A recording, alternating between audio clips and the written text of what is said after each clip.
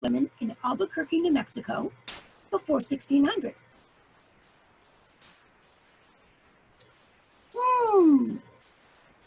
I don't think so.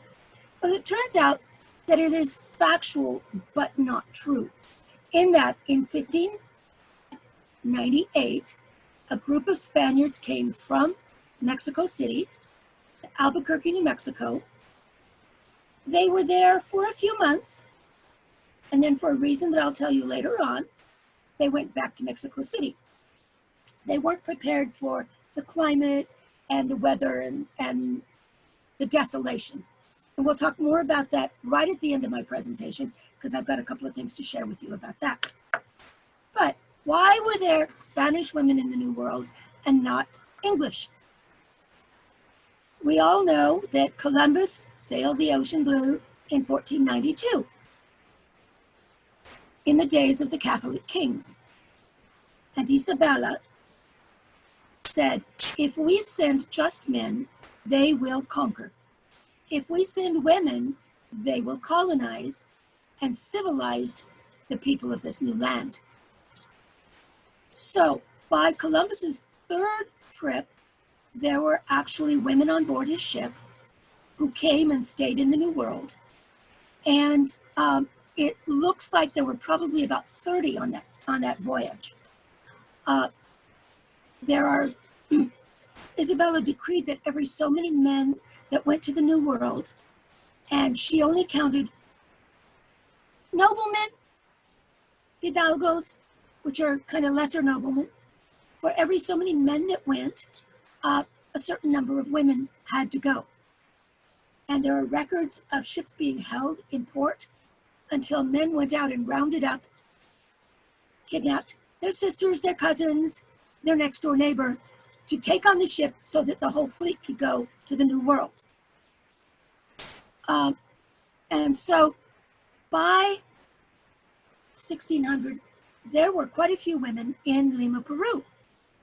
I didn't want my persona to be from Mexico because I live in Southern California, real close to the Mexican border. And I wanted something a little different. Now, women came for a variety of reasons. Their roles in the New World ranged from homemakers to business entrepreneurs to, even when needed, warriors. Isabella's decree said that they had to be doñas, which meant they had to be capital L ladies, not just anybody. There are instances of women fighting alongside soldiers against the natives and against fellow Spaniards, because the Spaniards got into about 3 civil wars in the first 50 years that they were in Peru. Reasons that a woman might go was it afforded status to a household if there was a Spanish woman at its head. The desire for Spanish females caused an increase in the immigration rate from an average about 6.3% from 1520 to 39 to more than 16% after 1540. In 1550, there were 1,000 Spanish women in Peru. By 1600, the City of Kings, Lima, and it was called by both names in period, had a population of 25,000 Spaniards. And that the census showed that there were 1,000 more Spanish women than there were Spanish men. Several reasons for that. Oh, and that didn't count the women at the nunneries. They didn't count in the population. They had their own job to do. And there were almost 800 in the convents at that time. Let's do a real quick little look here at how the people got, let me see, I need to share my screen. Let me do it step by step so I can get it done right. Okay. Share screen. And I want to share, oh gosh, where did it go?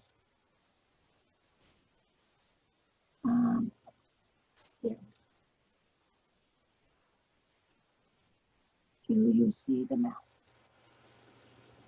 You don't see the map. Okay, let's try again. Do you see the map?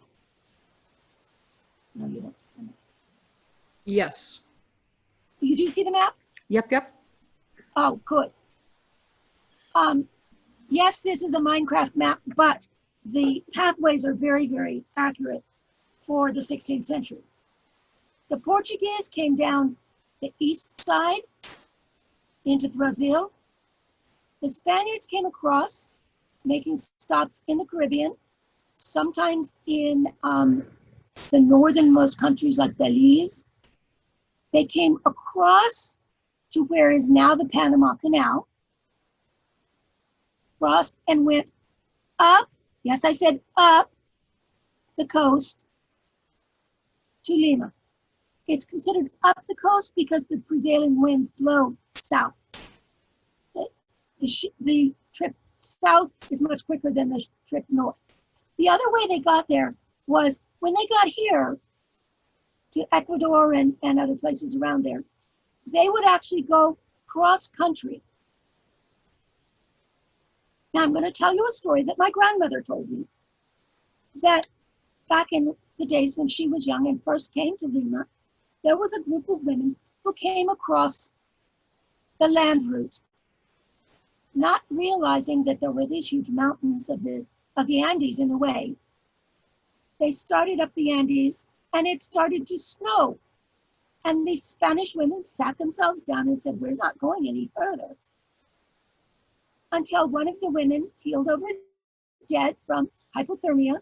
Then they jumped up and finished their trip to Lima. When the women got to Lima, there was usually a large fiesta party that introduced those new women to the men of Lima. There are accounts of women who would say, okay, who are the three oldest? And who are the three wealthiest? Ah, that one's mine. Because the plan was that you would get a rich husband. And when he was older and died, then you would be able to inherit his lands. Okay, I don't want to pause anymore. I'm going to stop share. There we go. Oh, here I am. Okay, now how do I get me in the middle again? Hola, I need help. Oh. Yes. Is your share screen messed up again? Yeah, let's see.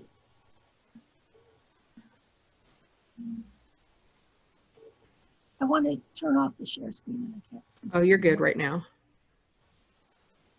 Okay, can you see me? Because what I see is... I can see you now, yes. Nope. Okay, great. Other way. Click it one more time or unclick it. Oh, let's see. Never mind. I'm just going to go on talking, and if you get me back into the middle, I'm fine. If not, we'll just go on. So, the city was established in 1535 when Pizarro and his several ships landed there. By 1541, they had established a court. By 1542, there was a viceroyalty established, which meant that there was a viceroy, or kind of like a governor, who ruled over the lands of Peru for the King of Spain. 1551, the university began. So in 15 years, they went from almost nothing to a well-established Spanish city. Let's talk about the early women that came. Oh, and nobody that wasn't Spanish was allowed to go to Peru. You had to be Spanish to settle in Peru. So, conquistadoras, which were women who came over with the conquistadors, and they fought with the conquistadors, and they lived on the ships, and they very much lived a masculine lifestyle. There were also camp followers that were among the very earliest women who came. And in our modern mind, the camp follower is really kind of a woman of ill repute who wanders around the battlefield accommodating any man that comes along, as it were. The camp followers that came with the Spaniards usually were women that were attached to a single man and would stay attached to him for a number of years. So they were very different than what we think of as camp followers. Clerical women would come. Often they didn't like the abbess where they were, so they would come to the New World. They didn't like some new restrictions that were placed on them. They didn't like something about their life there. They would come to the New World. There were plenty of poor people and plenty of indigenous people to minister to. And I'm noticing that my necklace is all twisted. Sorry about that. Okay. There were women of love. Now, a woman of love is basically what I talked about as a camp follower, but 20 years later. When men came to the New World and their wives refused to come, they would often bring a woman with them and cohabitate and act as if she were their wife. They were not, if you will, common prostitutes. They serviced only the one man, and they ran his household. Women who were servants were often brought over, but they didn't count for the quota coming over because as a noble woman, I want to have servants in my household. I would bring some from Spain, but I would also use some of the indigenous women. And the smallest actual group were wives and sisters of nobles. Now, why would they take this months-long journey through dangerous waters, past pirates, over snowy mountains, etc.? Because in their efforts to get women to come to the New World, they were given privileges in New Spain and in Peru that they didn't have in Spain. First off, some women came to escape marriages. They could just say, I don't want to marry him, and they'd run to get on a boat and come to the New World. Some were kidnapped, as I said, by their male relatives or neighbors because they had to meet their quota for the ship to leave. Many of them, we know, moved away because of the Inquisition. They were converted Jews or converted Muslims and didn't want to deal with the hassle and so forth of the Inquisition. We'll come back to that again later. Even Spaniards of very modest means could afford to appear wealthy in the New World. They had lovely clothes. They could afford to pay for things that they couldn't buy in Spain. They would have servants, many more than they had before. Those servants were all required to call her Senora, which was a sign of respect. And they did all the routine household chores. Do I want to do the dishes? Nope. So I'm quite happy to go to the New World. They had, as I said, slaves. They could afford fine jewelry. They had houses that were well stocked with linens and bedding and furniture and crockery and cooking pots and such. They also had rights. Those rights, this is really probably for the first 30 or so years, the most important one. As a woman who came to the New World, and remember the story I told you about the woman who said, which is the oldest guy, who's the wealthiest? I could inherit from my elderly husband his whole estate, even over a firstborn son.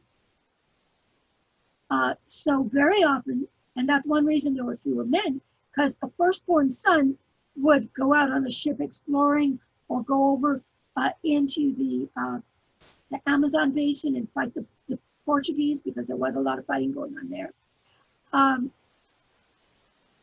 I could own land in my own right, which wasn't allowed in Spain. I could hire a lawyer and file in a court on my own behest. If I were in Spain, I would have to persuade my brother, my father, my uncle to do that for me. And they didn't want to have to pay for that. one of the most important reasons that women came was that they could refuse marriage to an undesirable man, to someone they didn't want. When my first husband passed on, that's a whole nother funny story, but when he passed on, my brother found someone that he thought would be a suitable husband for me. And he was smelly, and he was not well bred. And I just said, I don't want to marry that guy. So I went to the priest and I said, I don't want to marry him. And the priest stood up for me and said, I didn't have to marry him, which would never have happened in the old world. Let me see if I can do this without the glasses. We talked about the roots, about how they got there. I'm going to go back to the women that faced the blizzard in the mountains. Spanish women were known, particularly by their Spanish men, to be very stubborn. And so when the Spanish women sat down, the guys just kind of went, okay, let's see what happens. And they literally stayed until one of them died, which I think is just scary as all get out. How did they exert their influence? Because they did have a lot of influence in the New World. Good, I'm doing great on time. Women could write to the king and say, I'm your faithful subject here in Peru, and this is going on, and I don't like it, and I want you to fix it. They were renowned for not liking viceroys.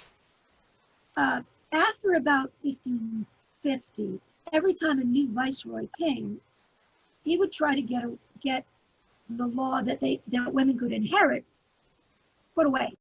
They try and do away with it. And there are stories of the women going to their husbands and saying, you got to get rid of him. And the men would get together and get him drunk and take him down to a ship that was leaving in the morning. There's one very particular viceroy that was really unpopular among the women. And when the men had gotten tired of, we're not going to send this one back, the Spanish women said, well, guess what? They crossed their legs and said, not until he's gone. So that night, they trussed that viceroy up, tied him up, and threw him in the bottom of a ship, and he was gone. They could exert their influence by appealing to church leaders in Lima if they were mistreated by a spouse, or if they didn't want to marry someone that was asking them to marry them. They would stand their ground. They would defend hearth and home. When Pizarro, his troops got in a fight with some natives, and the women joined in. The women collected up all the chickens and the pigs and protected them while the men went out to fight. Later on, when there was a Spanish Civil War, so it was Spaniards versus Spaniards, and Pizarro was killed, the opposing army was just going to leave Pizarro's body out in the street to rot. And the women said, no, that's not okay. They went and rescued his body and took it to the church and had it buried properly. So, let's see, where are we? They were also defenders of the indigenous population.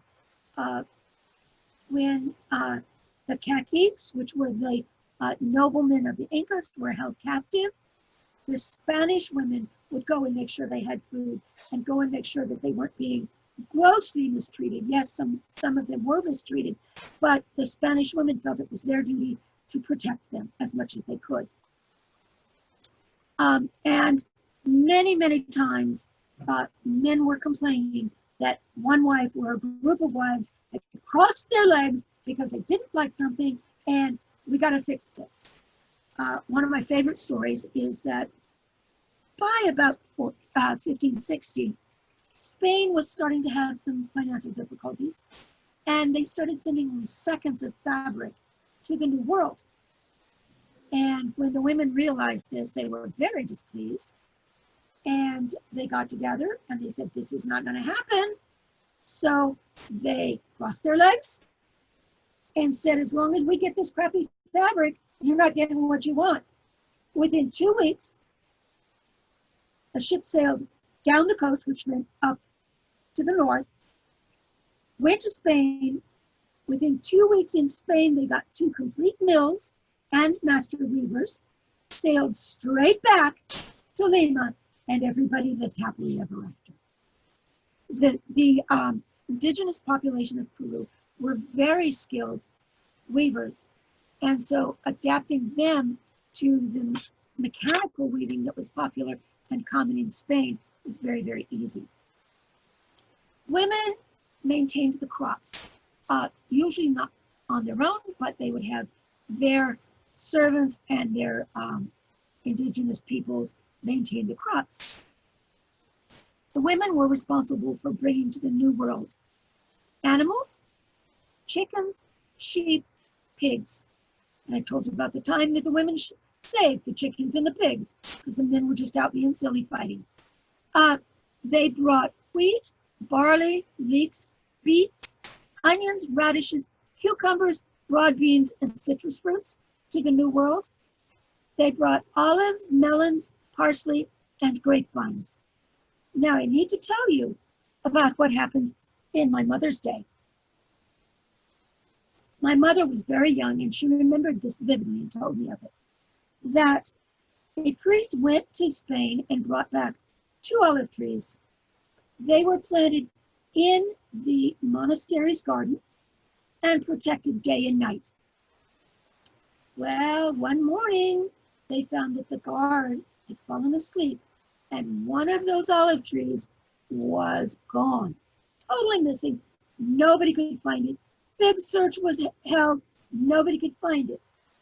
Well, next season, one of the other monasteries had an olive tree. We think we know where that came from. And the women were responsible for propagating these plants and adding to the economy of the New World very much. Women had economic independence in the New World. Now there's a word I'm going to say, and I have to read it because I can't. Encomiendas, which were grants from the king of land.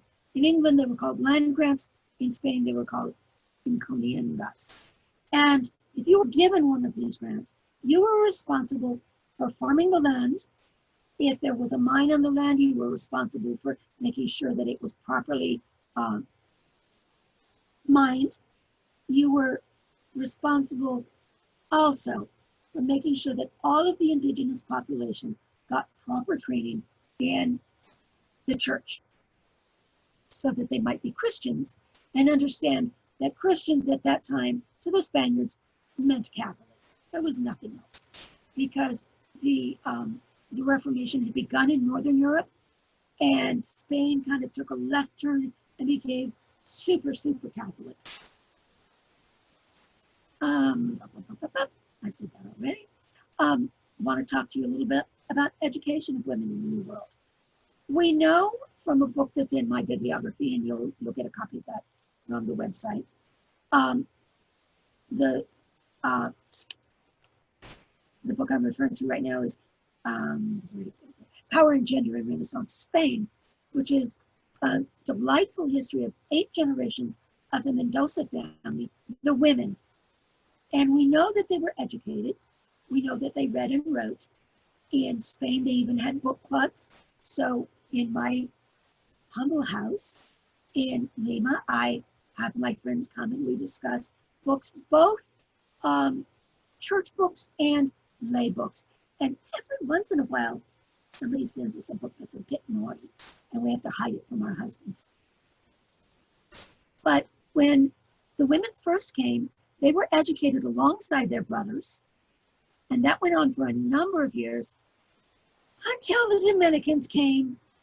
The Dominicans said, no, we must not have girls and boys in the same class because boys will have bad thoughts. So after that, the girls were tutored at home, often by the same teachers that were teaching their brothers. Now, another thing that comes into play in the New World is my Spanishness. I am a Spaniard. There's an expression that I like to use which goes back into period, which is, I'm a Spaniard. Need I say more?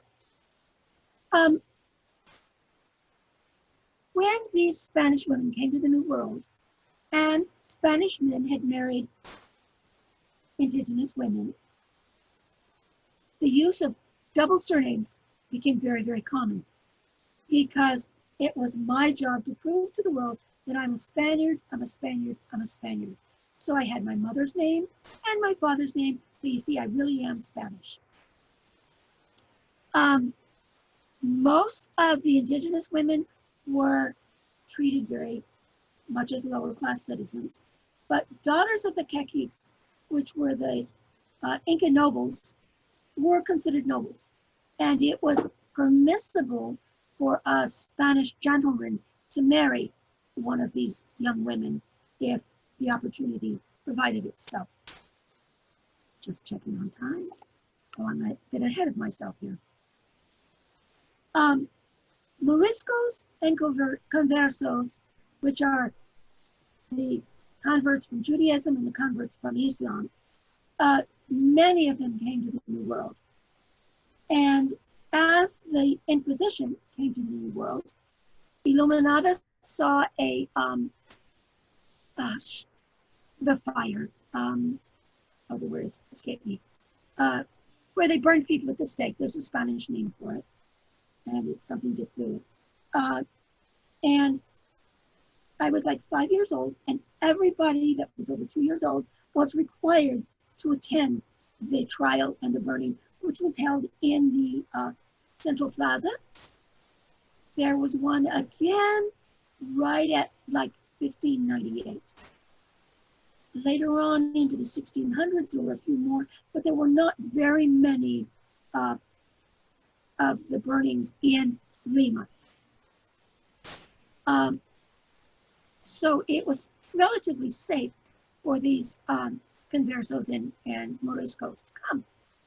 Now, I'm going to take off my hat, become Marine again, and tell you something that I found absolutely fascinating. I had told you about 1598, the families came from Mexico City and turned around and went back to Mexico. And then 5 years later, so 1603, came back to Albuquerque. Turn the time clock to the very early years of the 21st century. A gynecological oncologist went to a symposium and spoke about something very strange that he had run into, which was that he had a number of patients who had the BRCA breast cancer most commonly seen among the Ashkenazi Jews.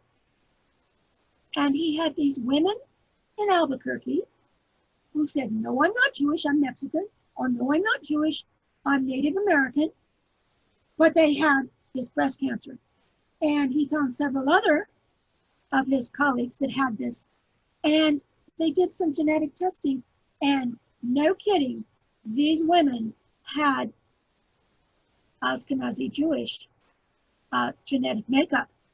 So it's very likely that that group that came from Mexico City around 1600 were escaping from the Inquisition.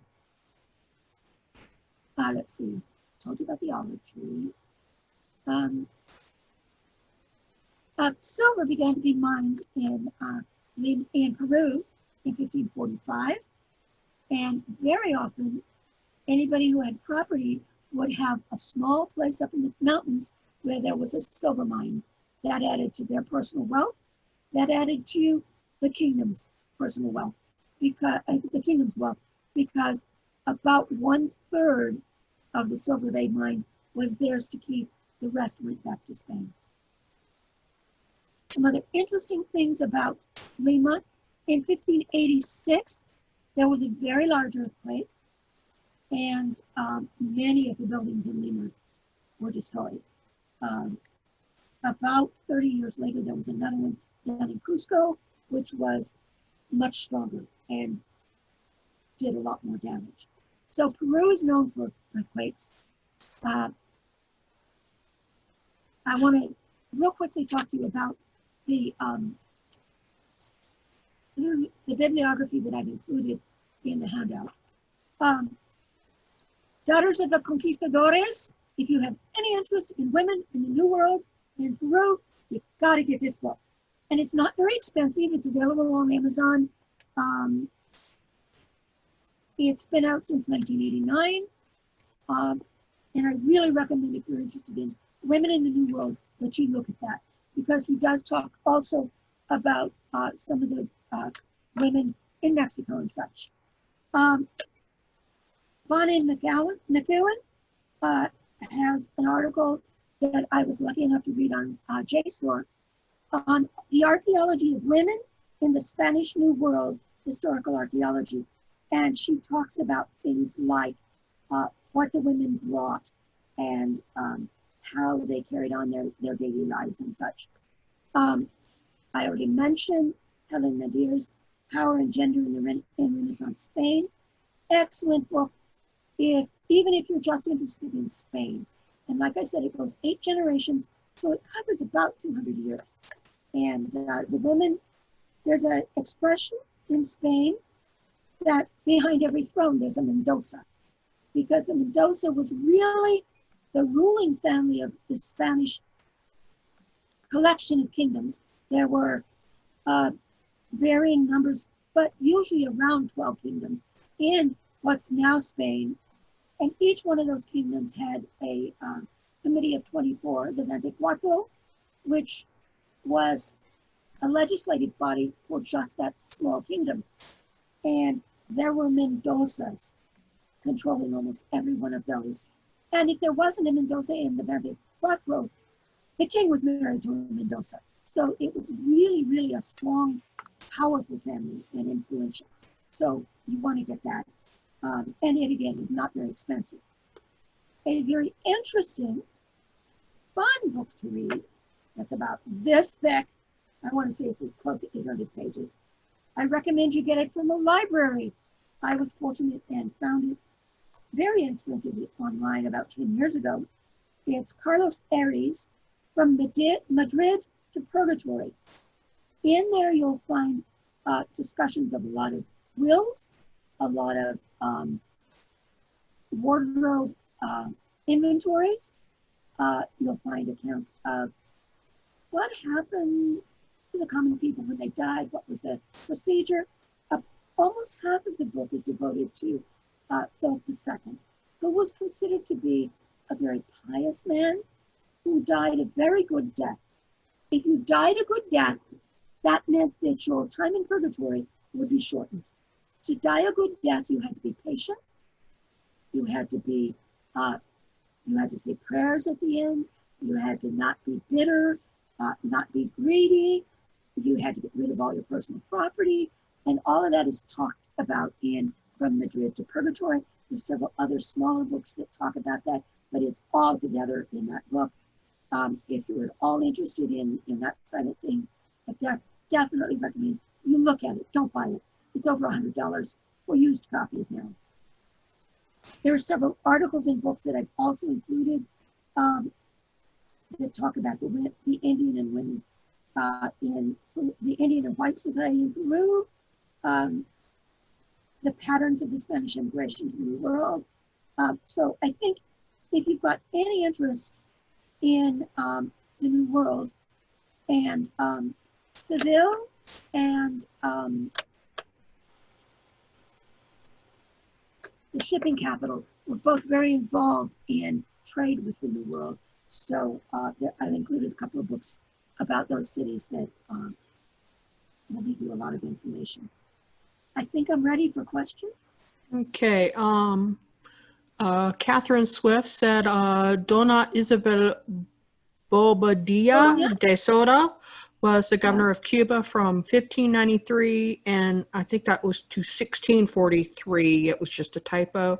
And Maria Estrada was a female conquistadora with Cortez, and she's from Panama and lived on the Camino Real. Yes, there were a number of conquistadoras. Now, I'm not familiar with the woman that, the first one you mentioned.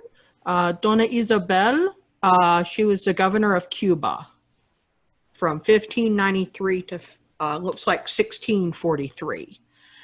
I'm going to check on that because I know that Philip III would not have tolerated that. Philip II might have, but Philip III takes the throne in 1598. Okay. And he wholesale took the rights away from the Spanish women. And then Maria Lopitiasa de Luna said the native weavers can do things that are impossible on the mechanical looms. It's kind of amazing. I can attest to that. I was fortunate enough to go to the Smithsonian when the Indigenous Museum had a display from Peru. And there was this woman there who had a backstrap loom that went across the whole hall, probably 100 feet, and was around one of the pillars. And she sat there and she wove about this much in an hour. And the piece was probably 2.5 feet wide. And it was, oh my gosh, such complicated design.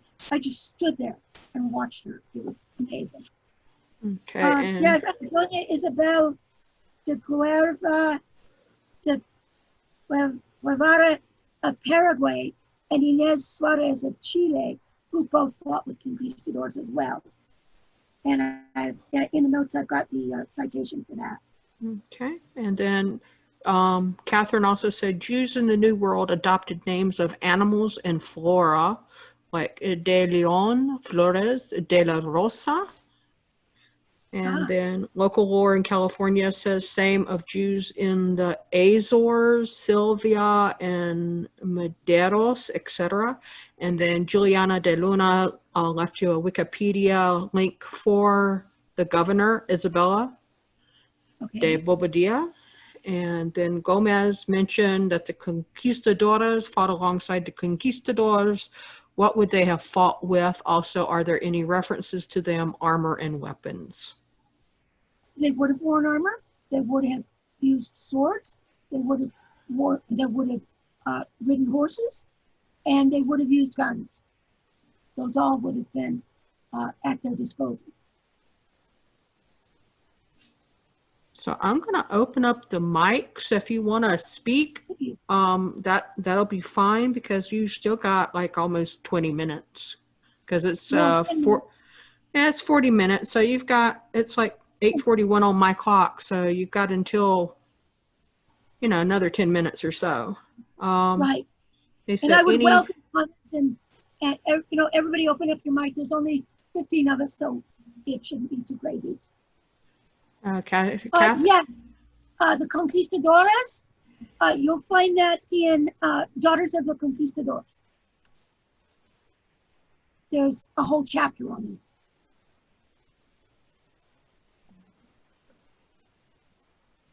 Let's see. Oh, nice. Catherine, good. I'd love to see that when you're done.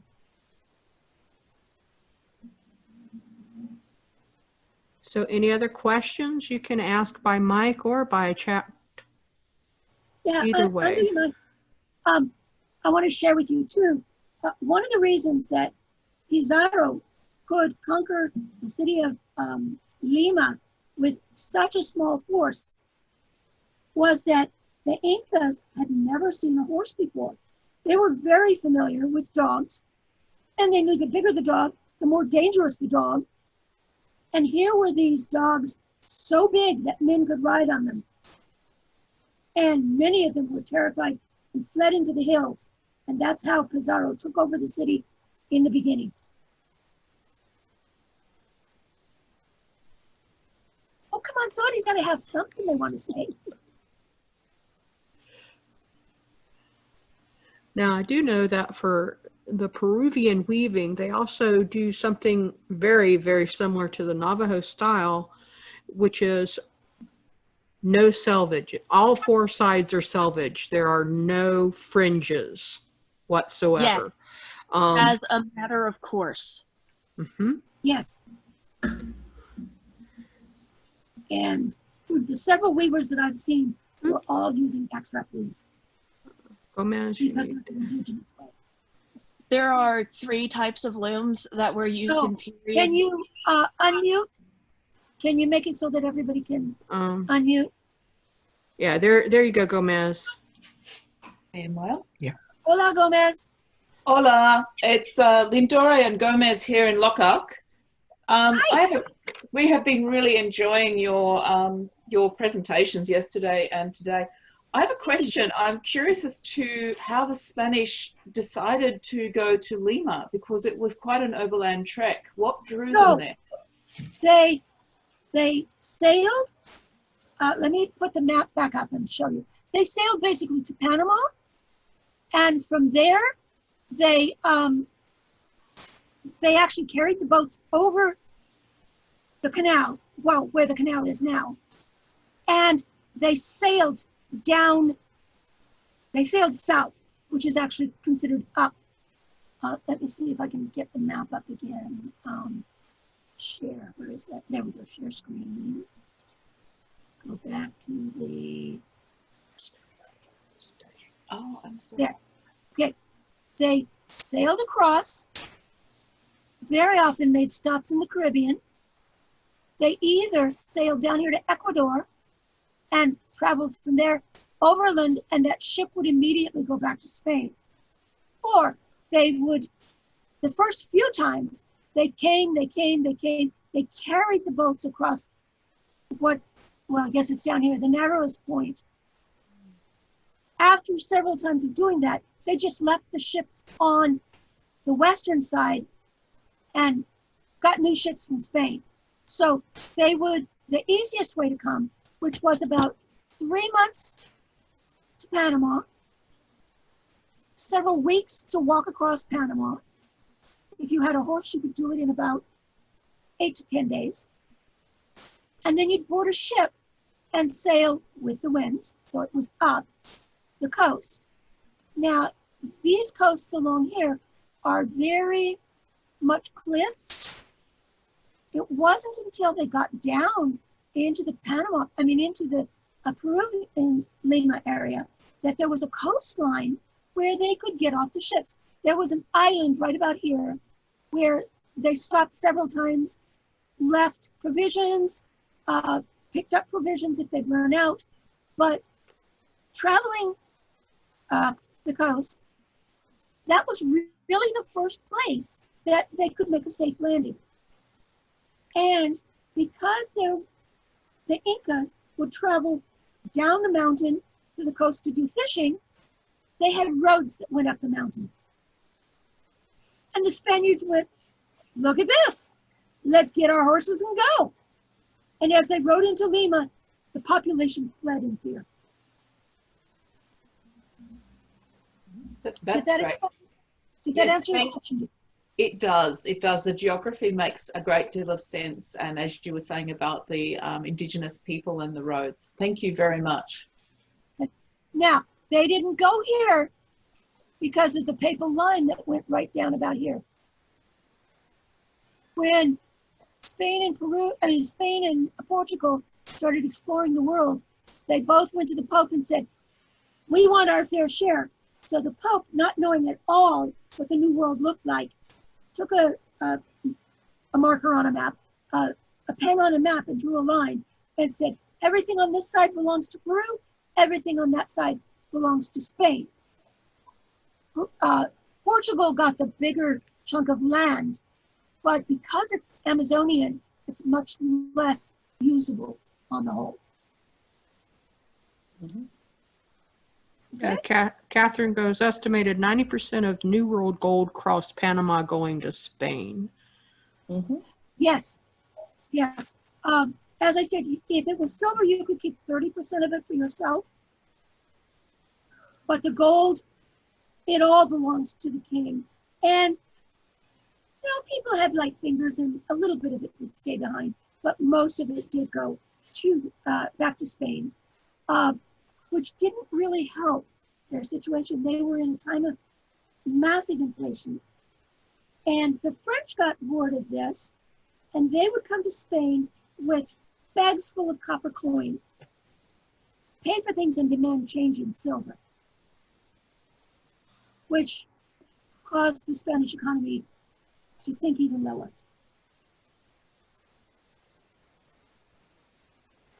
So any other questions? It's about 10 till. Thank you all so much for attending my class. Oh, Juliana, you're still muted?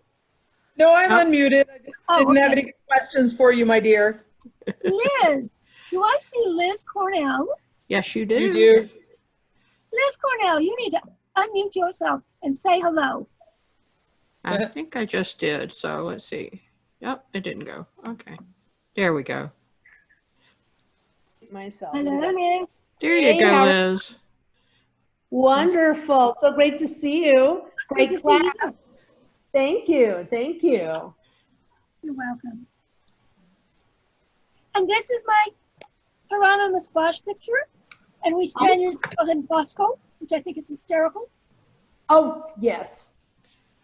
Because Bosco, for those of you in Australia, Bosco is a chocolate that you put in milk and stir it up to make chocolate milk. I'm trying to think what the English call it, something like that. Yeah, so it's usually children drink Bosco. And so the fact that we call this artist Bosco just cracks me up. Oh yes, Illuminada does have a silver mine up in the mountains. And I've got several friends that have an interest in silver mining and smelting and so forth. And so we've shared ideas and thoughts about that. How much, actually, so since you're acting about that, how much of the silver mining was sort of consolidated in places like Potosi, and how much of it Yes. was sort of dribs and drabs here and there? I don't actually know. I know way more about Mexican silver. The biggest area for silver in South America is the city that you mentioned, Potosi. And about 90% of the silver mines in Peru were there. Okay. They in my time, they are mined by indigenous people and African slaves. Mhm. Encomiendos. It was, and there are documents still extant. The Spaniards were administrators like nobody's business. They kept every piece of paper. So we have lots and lots of documents in the Escorial in Madrid from this time period. And the king, let's say Pizarro, he was pleased with Pizarro. So he said, hey, Pizarro, you get this much land in Peru.